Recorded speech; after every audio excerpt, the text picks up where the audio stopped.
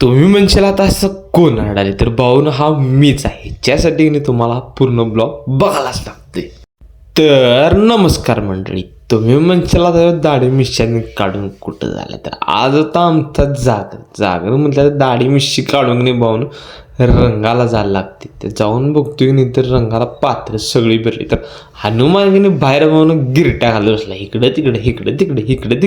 मी पण मग रंगून आलो आणि म्हटलं नाही माझा कॉस्ट्युम चढवून घेतलो आणि नाही सगळी तयारी करा. म्हणजे दादा आमचा मला दागिने घालायला कसला भयानक कॉस्ट्युम झाला आणि माझा चेहरा पण बघा. हे भाऊन कुठली विकत चांदलं नाही आणि कुठलं असं म्हणजे दुसऱ्यानं कुठनं तयार करून स्वतःने भाऊन स्वतःच्या हातानं सगळं तयार करून घेतलेलं आहे. माझं आवरलं म्हटलं की नाही भाऊन डायरेक्ट मी आलो सोंगात. कसा वाटला लुक तुम्हाला सांगा आणि कमेंट करा. चौकातून बघतोय इकडं पेपरची परिणाम भाऊन हेनं पण की नाही एका रात्रीत सगळा कॉस्ट्युम केलेला.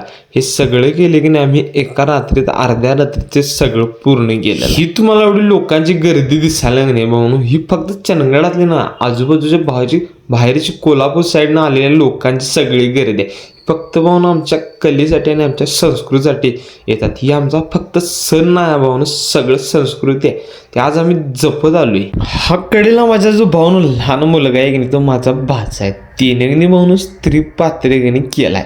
बघा म्हणून लहान लहान पोरापासून की नाही मोठ्या माणसांपर्यंत आपापली कला सगळ्यांच्यात आहे, ती सगळ्यांनी दाखवली. नंतर की नाही सगळी सोंग भाऊन आमच्या इथं मानदेव म्हणून आहे की नाही त्याच्या अलीकडच्या बाजूला आली त्याने की नाही सगळी सोंग आणि की नाही भाऊन पोरं नाचायला लागली आमच्या गल्लीतली. तिथनं की नाही मग आम्ही भाऊन सगळी मांडा धरली. मांडात एक ताल धरला आणि तिथं भाऊन फक्त आणि फक्त सोंगाची पोरं नाचतात. भाऊन सगळे फोटोग्राफर जिथले आहेत की नाही आमच्या म्हणजे आजूबाजू कोल्हापूर म्हणा गडिंग्लज म्हणा बेळगाव म्हणा सगळे की नाही ह्या दिवशी असतात. सगळी पोरं की नाही भाऊन सगळं हौशीने करतात. आता हा क्षण नाही भावना आम्हाला पुढच्या वर्षीच बघायला मिळणार आणि तुम्हाला पण ह्याच्यासाठी तुम्ही 100% पुढच्या वर्षी या. आणि चला भेटूया आता उद्याच्या ब्लॉगमध्ये.